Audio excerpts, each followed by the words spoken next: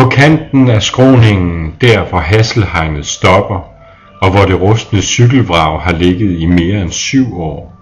og hvor gårdmanden begravede sin hund, sin elskede Senta, en tysk ruhåret,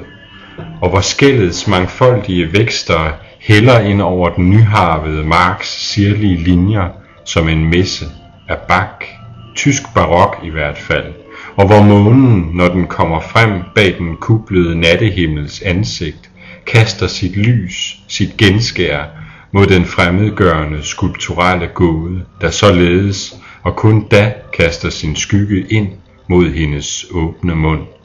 Når hun ligger der, så angrebet af sig selv, sine uoverskuelige tankers vildt forgrenede fugaer, og hvor han kommer, fordi han ved, at hun ikke kan standse ham,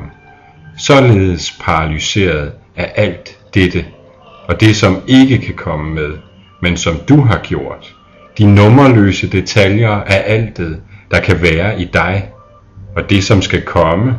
markens ro for eksempel, som allerede er på vej, og endnu en sky, der om kort tid dænger sit mørke ned over os alle. På kanten af den skråning, præcis der,